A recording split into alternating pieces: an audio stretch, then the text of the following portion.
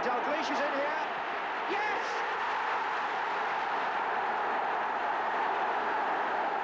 Colby. Oh, look at the space here now for Whelan. Dalglish is making a run for him. One player's gone tumbling. And it's played across for Rush.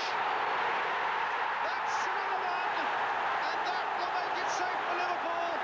And that will mean, without any doubt at all now, that the league and cup double will be theirs. He is one of the best and the finest players I ever saw, and one of the best in the history of football. And I like him very much as a player and as a person, because he has a very, very good character, and it's always nice to be with him. There's Kenny Dalglish making the angle for the shot. Dalglish makes it 3-1 and equals the Scottish scoring record.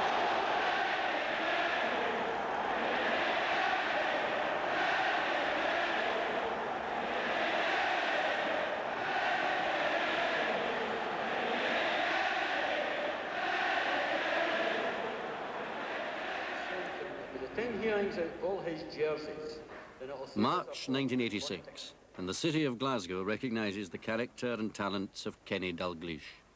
He takes his place alongside Nelson Mandela, the boxer Jim Watt, and the Duke of Edinburgh as a freeman of his native city. He can now graze his cows and hang out his washing in the city centre. It's also an occasion for pride and memories, a celebration of the process which can transform a working-class boy into a national folk hero. That is the opportunity which football presents, and more than anyone of his generation, Kenny Dalglish has responded to the challenge. Glasgow respects its footballers, but can soon recognise gods with feet of clay. Kenneth Matheson Dalglish, freeman of the city, comes through with flying colours on all counts. His image is exemplary, his goals imprinted on the national memory.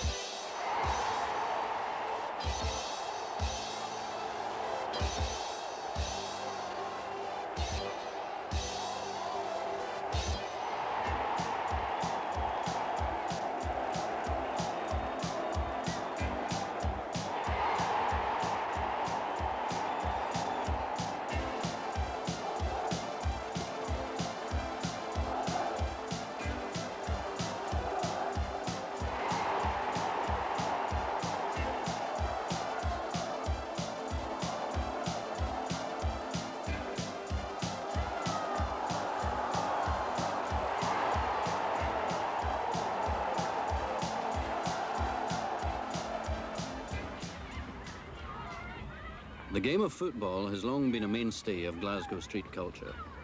The city divides all too deeply between two clubs of very different identities, and Kenny Dalglish grew up as a Rangers supporter. In his early teens, his family moved to a multi-storey block of flats just a corner kick away from Ibrox Stadium and looking down on Rangers' training ground. Apart from Dennis Law, all his boyhood heroes were Rangers players. Dalglish could watch at close quarters, a club he yearned to join. He became an apprentice joiner, having been advised to forget football and to concentrate on a trade, but he hoped that Rangers would notice his already outstanding football skills. At the age of 16, he wanted to play for no one else. But in one of football's great ironies, adulation from the balcony wasn't reciprocated. It was a disappointment for Kenny's family and friends that he didn't find his way into the hallowed halls of Ibrox. But his talents had been observed from another corner of the city, and soon the unthinkable happened for a lad who had been dyed in the blue wool of Rangers. In 1967, the year Celtic became the first British side to win the European Cup, Jock Stein took the young Kenny to Celtic Park. For the next 10 years, he wore the green and white with a distinction that kept Celtic's magic alive through the rebuilding period of the 70s. But the most difficult task he faced in signing for Celtic was to break the news to his father. Although he was a Rangers supporter, he wasn't bigoted in any shape or form. And when Celtic came up, obviously at the time, Celtic had just won the European Cup. They were going great, and he said, well, if you want to learn football, that's the best place to go. When I came at first, Jock Stein introduced us to Sir Robert Kelly, who was then the chairman. And all he said to me, he said, if your ambition is to go out and play in a green and white jersey, you'll do for us. And from then on, it was really just a matter of success. Robin, Dalglish to Dean's lovely ball. Back towards Dalglish, a great move and a great goal. A beautiful move, and what a goal by Kenny Dalglish. Dixie Dean's a great one to Dalglish.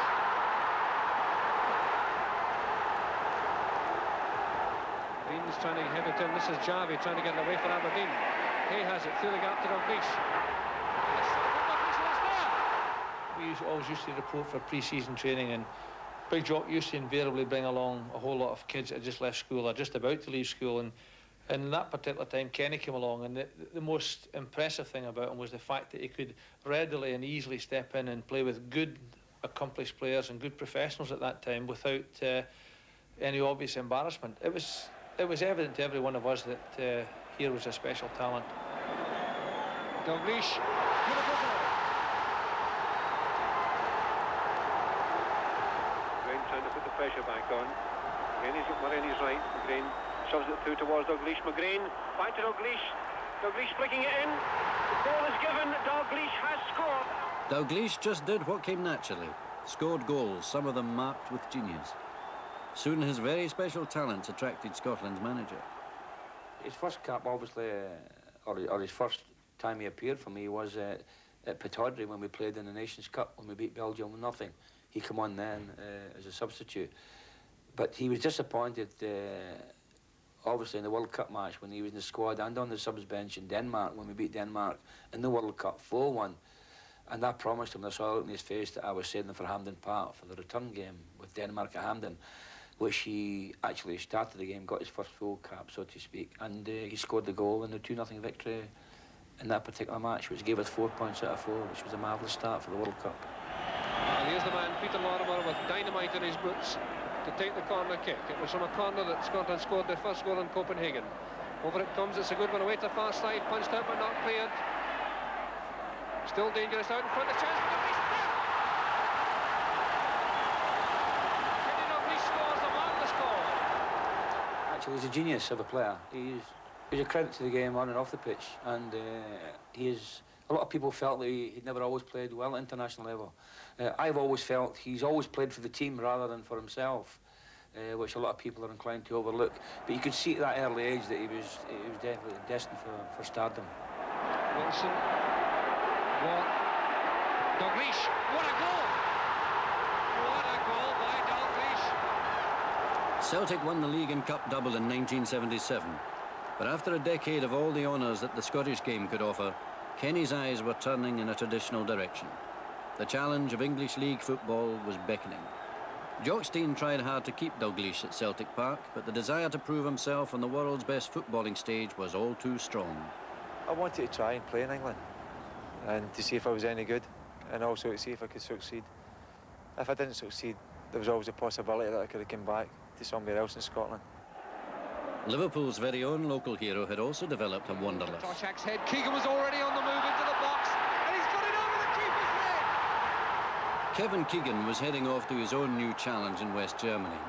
At Anfield, Bob Paisley already had a replacement in mind. Well, we knew him. We'd seen him playing in the international and that, and we knew all about him. And when, as I say, when they came, and when Sean had came, and when Jock said that he wasn't able to keep him and that, and then we had no hesitation.